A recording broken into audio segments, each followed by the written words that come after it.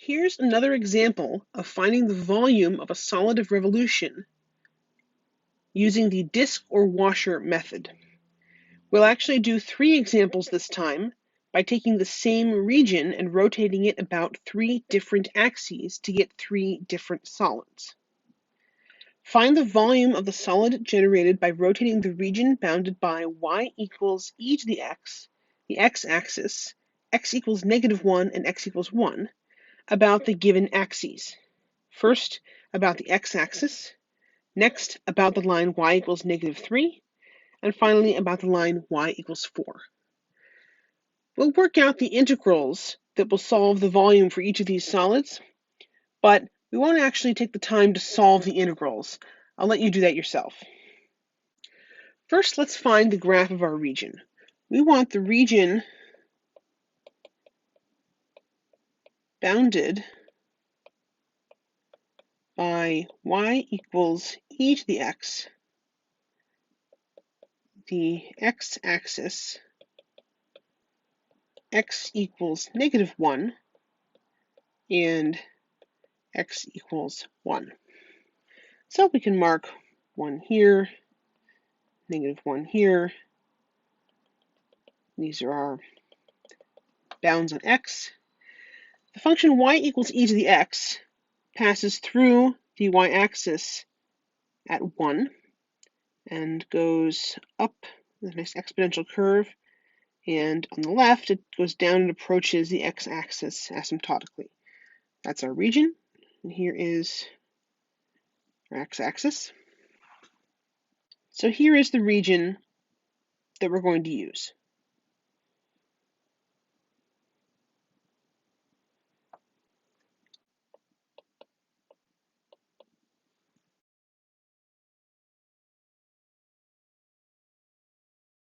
Now, as usual, let's try and draw the solid of revolution. For part A, we want to rotate about the x-axis.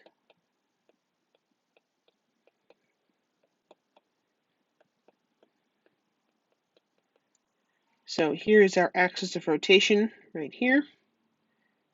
It's the line y equals 0. We could have called it that. We're going to rotate about that axis. So we're going to get a curve that looks something like this. And this three-dimensional shape is a bit like a horn that grows and expands and flares outward as it goes to the right,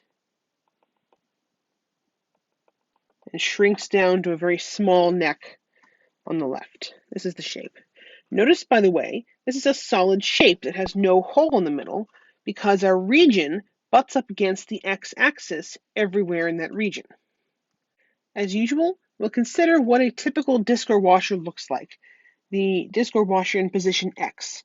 In this case, that slice of our region is going to be a disk with no hole in the middle because our solid has no hole in the middle, and our rectangle that we could draw butts up against the axis of rotation. There's no gap between that rectangle and the axis of rotation. So if you rotate that rectangle around, you're going to get a disk that has no hole.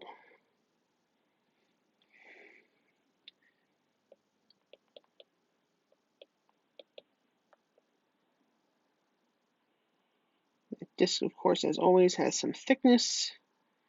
It has a radius, and that radius is the distance from the top of the rectangle to the axis of rotation, which is just y equals 0. So it's the y coordinate at the top of the rectangle minus the 0, which is the axis of rotation. Our big radius, therefore, is e to the x. Different values of x will give different values for the radius because the disks at the leftmost part of our solid are very small, and the disks at the rightmost part of our solid are very large. We actually have enough information right here to set up our integral. So let's do that right now. The volume of our solid is going to be pi times the integral of big R squared dx. That pi r squared is the area of that circle, and the dx is the thickness of the disk that it forms. So pi r squared dx would be the volume of one of those disks, and if we add up those values for all the disks, i.e. do the integral, then we'll find the volume for the whole thing. The bounds are going to be just the bounds on x, which go from -1 to 1. And so our volume in this case is pi times the integral from -1 to 1 of e to the x squared dx. So to find the volume of the solid of revolution formed by rotating our region about the x-axis, we just need to solve this integral. As usual, we'll do a bit of rewriting first. This is equal to pi times the integral from -1 to 1 of e to the 2x dx. Now, if you are experienced in your u substitution techniques, you will probably be able to solve this very quickly. To do a u substitution when the u is just a constant times x is pretty simple. This time, let's do the work and show all the steps here. But in the future, once you see what the pattern is, you can get away with not showing the steps in the u substitution for this kind of situation. Let's let u equal 2x. Now we need to differentiate both sides of this equation, and we'll get that du equals 2 dx. Or in other words, du over 2 equals dx. Now we can do our substitution. This integral equals pi times the integral. I will leave the bounds as they are for now. X equals 1. And I will just emphasize that these are bounds that belong to x and not to u. Be careful about that. Okay. Now I can replace e to the 2x with e to the u. And I can replace dx with du over 2, but I'll write the du here and I'll write the over 2 on the outside. We can now finish this integral. We get pi over 2 e to the u, going from x equals -1 to x equals 1. Bring this over here. And now we'll just plug our u back in. Our u is equal to 2x, so we've got pi over 2 e to the 2x, going from -1 to 1. This is the pattern here. When you do a u sub, where the u is just a number times x, you can get away with doing that u sub without showing the steps by just observing that you'll treat that 2x as if it was just the x. The antiderivative of e to the x is e to the x. So the antiderivative of e to the 2x is e to the 2x. But you'll have to divide by that coefficient on the x. There we go. So you can do a u substitution of this form without having to bother to write it out. In the future, we will, just to save time.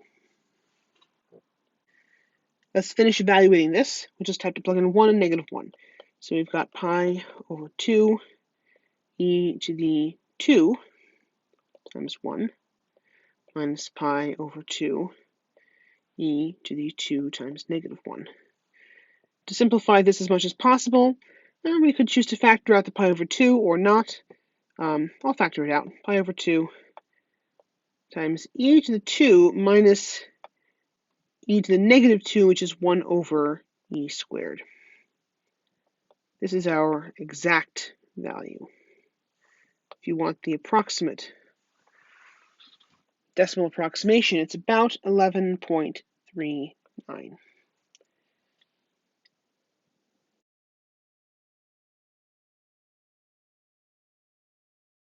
Now let's do part B. This time we want to rotate the region about the line y equals -3. So let's draw that line. There's 1, 2, 3. There's -3. And here is our new axis of rotation. The line y equals -3. What does our solid look like this time? Well, the x-axis, which is part of the boundary of the region, is going to get rotated across the line y equals 3 and end up down here somewhere. And our reflected region is going to look a bit like this.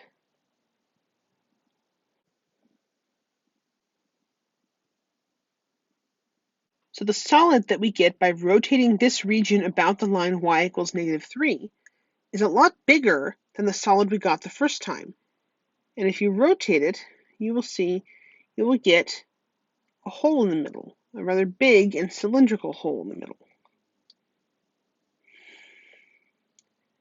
Each cross section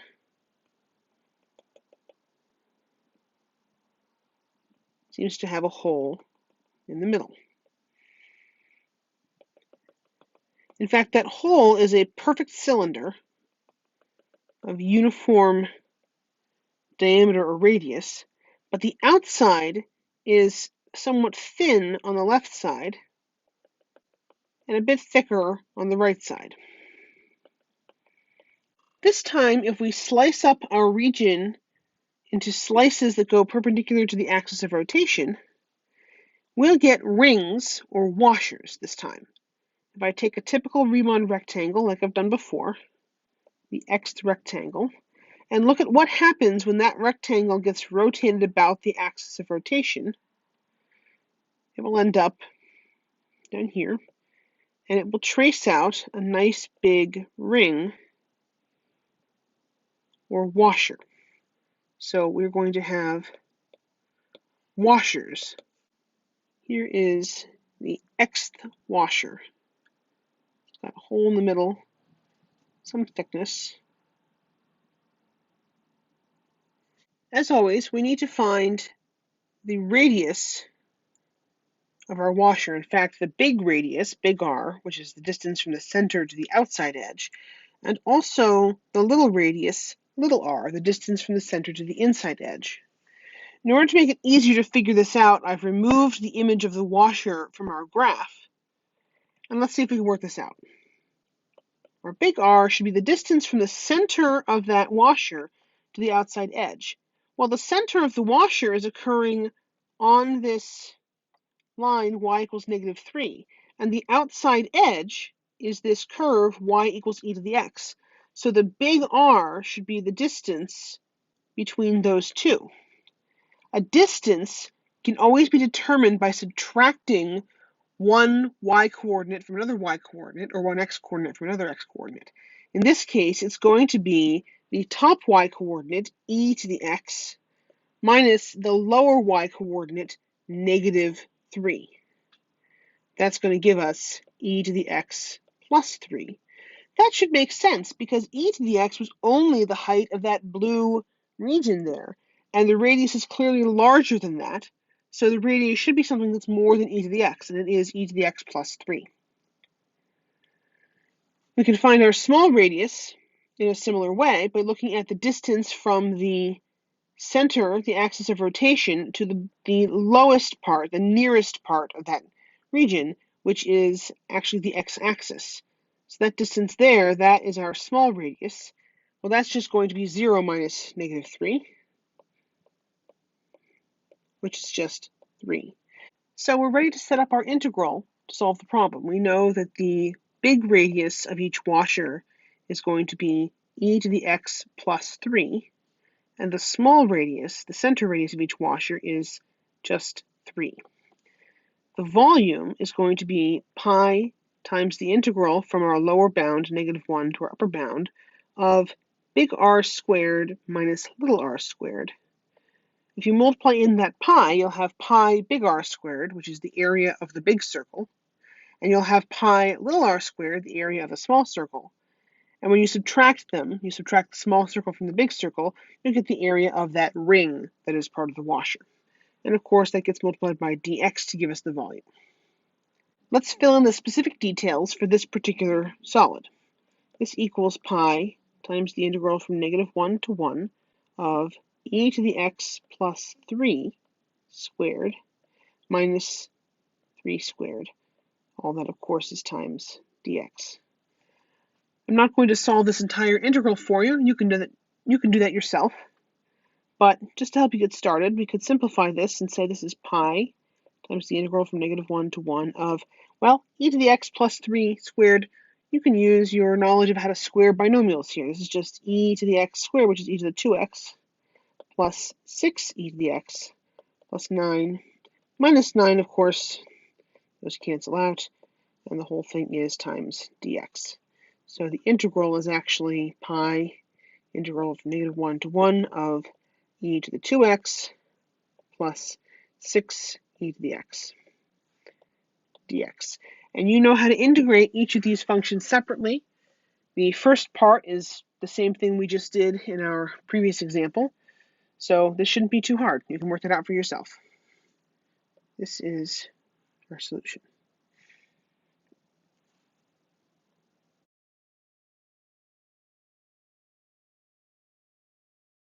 Finally, let's find the volume of the solid that we obtain by rotating this region about the line y equals 4. So y equals 4 is right here. It's again a horizontal line.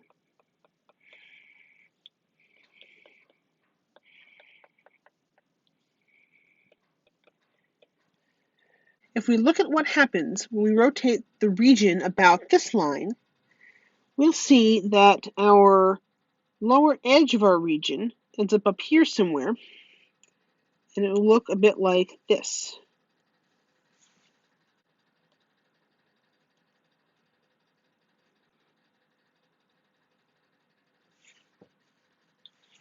And we can draw in the solid object that we obtain. This time, it's an object whose outside is a very consistent cylinder, and whose inside is a sort of a bowl shape. Not exactly a paraboloid, but perhaps with some resemblance.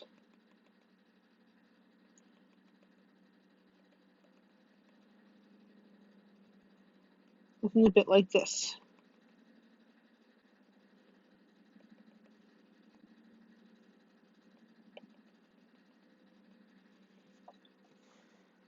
So our object is basically a cylinder shape on the outside, with a hole in the center that is smaller. The hole is smaller on the right than it is on the left. The walls of the object are thicker on the right than they are on the left. What sort of shape do we get this time if we slice this object up into pieces that go across the axis of rotation? This time again, we're going to get washers, because if we take a typical Riemann rectangle, here's a rectangle within our original region, and we look at what happens if we rotate that about the axis of rotation, the line y equals 4, we're going to end up tracing out a washer, a circular shape with a hole in the middle and some thickness as usual.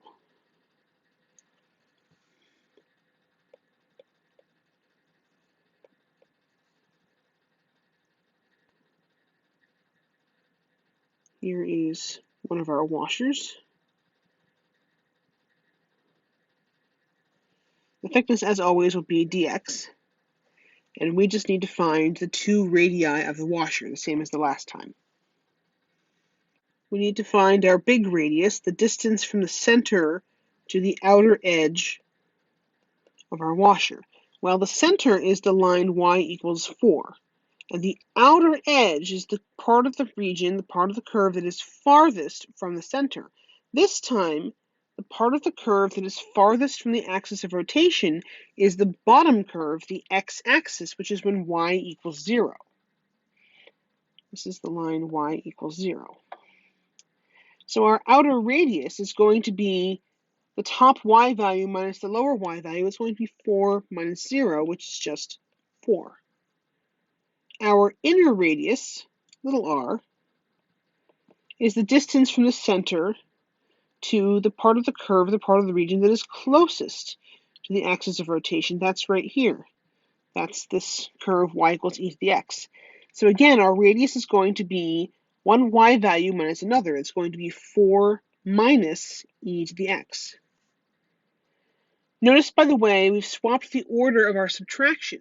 In the last situation, the axis of rotation was below the region we were rotating. And that meant that we used e to the x minus the y value for the axis of rotation. This time, the axis of rotation is above the curve, so we're saying 4 minus e to the x. And notice also that the e to the x curve is associated with our smaller radius, our inner radius this time, because that's the part of the curve that is closer to the axis of rotation. we're ready to set up our integral to find the volume of our solid again. As always, that's going to be pi times the integral from -1 to 1 of our big radius squared minus our small radius squared dx. This formula has not changed since the last time. This is the same formula you can use to find the volume anytime that you're using the washer method. It doesn't matter where the axis of rotation is and whether it's above or below your region. You'll just fill in your big R and little r differently depending on the circumstances. We can fill those in. This is equal to pi times the integral from -1 to 1 of our big radius squared, which is 4 squared, minus our little radius squared, which is 4 minus e to the x. In parentheses, don't forget squared. And all that is times dx. This is the volume of this particular solid of revolution.